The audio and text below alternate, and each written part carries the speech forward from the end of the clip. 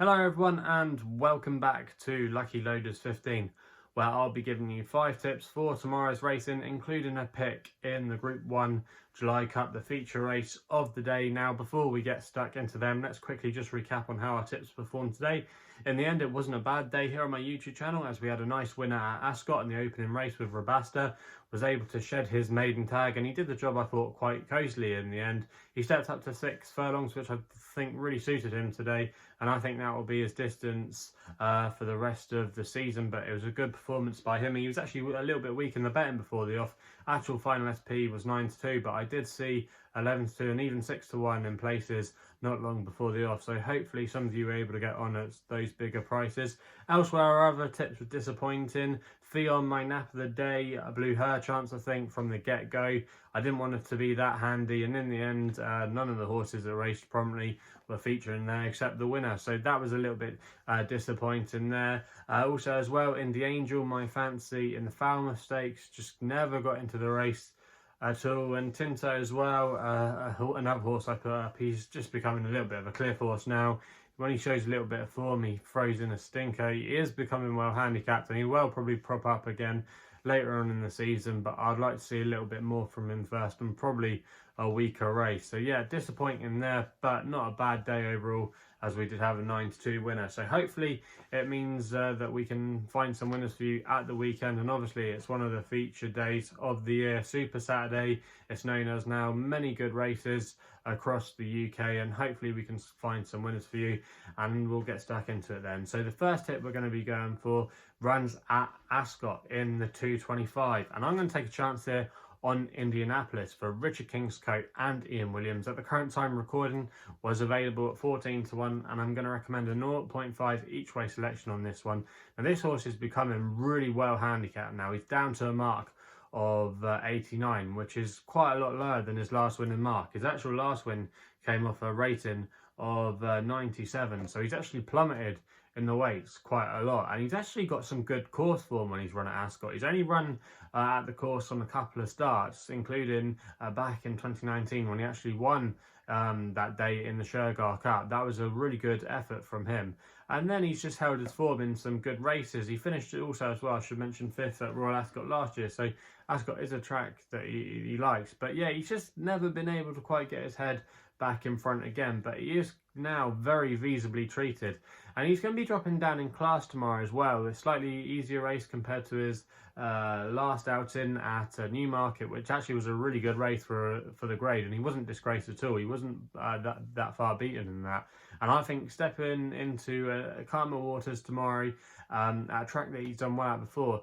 I think he's got a good chance of making the frame, and he's, like I said, lurking on a dangerous mark. Obviously, you've got the likes of Future Investment, who's threatened to win a race of this nature for some time, and Spanish Kiss as well, who is the improving type in the field. But I just think Indianapolis does have a race in him, and I think he's a bit of a big price in this field, and is not to be underestimated. So that's why he's going to be my extra tip of the day.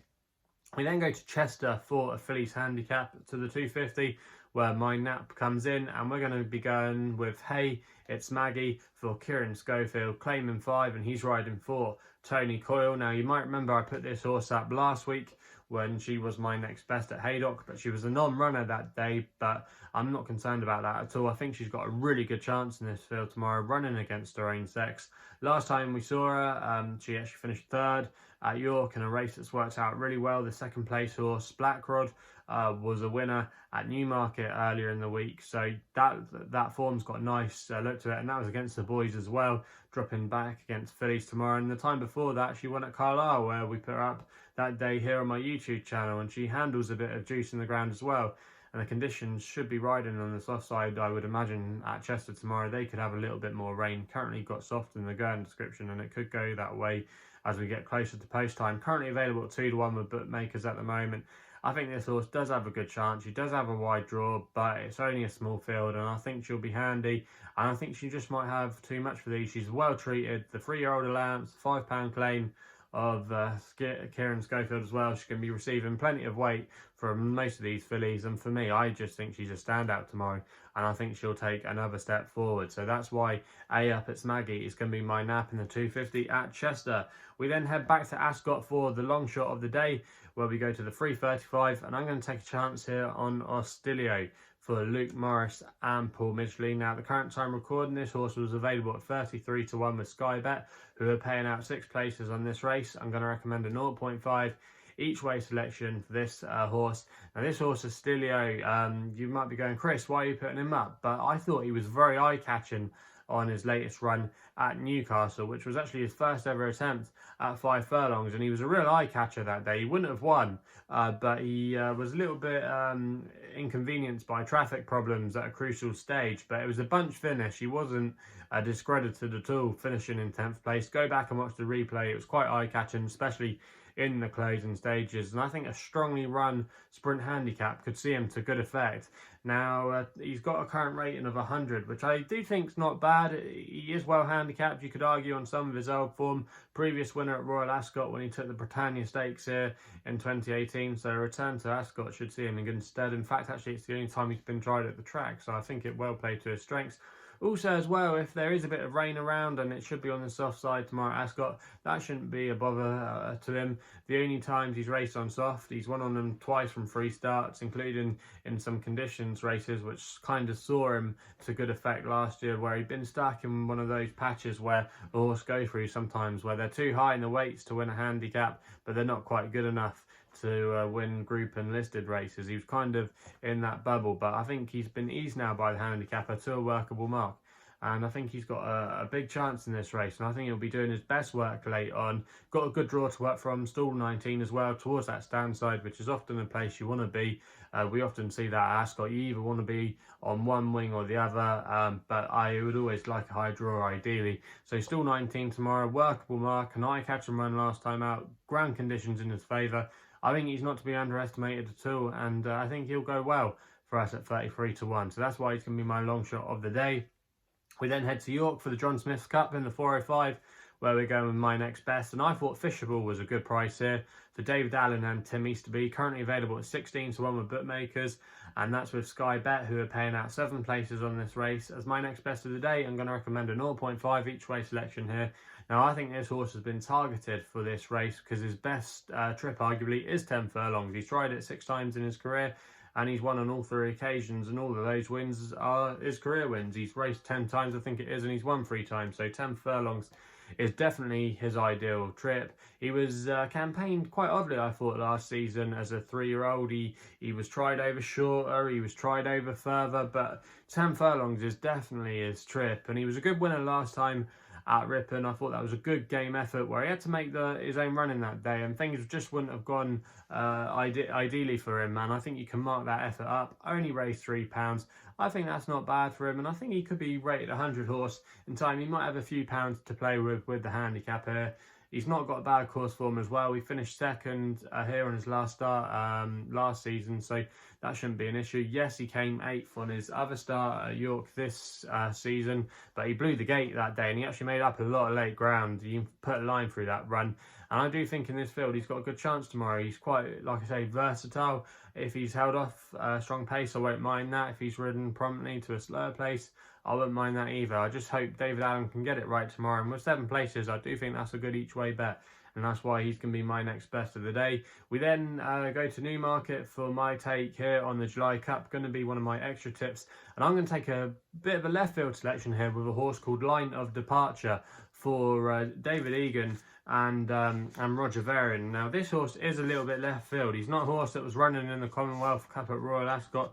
He's not been running in any of those Guineas races or anything. He's been kept quite fresh. Only 1 run this season, and it came in a listed race at Salisbury a few weeks ago. But I was mightily impressed by the way he did it. He did it very well, beating no mugs, beating the likes of Cardem, Cairngorm, who ran okay, I thought, earlier in the week at Newmarket, and he put them to bed very, very easily. And I think this horse is only going to improve. He was a very promising juvenile, took some good wins last season at the likes of Doncaster, and then his final start, yeah, he did blow up in the Mill Reef, but I think he just had a little bit of a hard season, and I think you can put a line through that run. But the way, like I said, he did it last time out was very, very impressive at Salisbury. And I think he's a major player in this race with the 3-year-old allowance. We know 3-year-olds have obviously got a very good record in this race, but I would urge anyone to go back and watch that replay at Salisbury. I thought he did the job, like I said, very well, and he's actually bred to get further. If you actually look at his breeding, he's actually a half-brother to Golden Horde, who was a group winning colt last year, winning the Commonwealth Cup at Royal Ascot. So it's obviously in the pedigree to win these kind of races for him, and some of his relatives got further, 7 furlongs up to a mile. So you'd like to think that he'll be doing his best work late on. He shouldn't just be up there with the pace and then just fall out the back of the telly. You're hoping that he's going to pick up and he'll be showing more towards the end of his race. But yeah, I do think he's got a good chance in this lineup tomorrow against a few horses I think got a few question marks at the top end. Art Power I nearly went for, but I just wonder at the end of the day if he wants a little bit of cut in the ground, and I'm not sure if a quicker surface would be his cup of tea, but you got to respect the chances of Oxted and then some of the other 3-year-olds as well. But I just think Line of Departure is one of those 3-year-olds that's gone under the radar, not gone noticed, and Roger Varian's team are in good form, and I just think there's a lot to like about him. He gets the weight from the horses, not a bad draw. I don't think it's still 5. He'll have a strong pace to weigh him out. I think he's got solid credentials to run a big race, and at the current time of recording, he was available at 25-1 with SkyBet, who are offering 6 places. So I don't think that's a bad price at all. He's going to be my pick in the July Cup and an extra tip for the day. So there are the 5 tips for tomorrow's racing. Let me know in the comments box below what you fancy tomorrow, what you think will go well in the July Cup. I'd like to know your guys and girls' thoughts. Also as well, if you're still enjoying these videos, remember to hit the thumbs up button and subscribe here to my YouTube channel at LuckyLoaders15. Also as well, if you want to follow me on social media, Twitter is the place to do so, where my handle is at LuckyLoader15. And if you want to find out a little bit more about myself, my website address is www.chrisloaderracing.co.uk. So please go on responsibly. Hopefully we can have some winners for you tomorrow, and we'll be seeing you soon.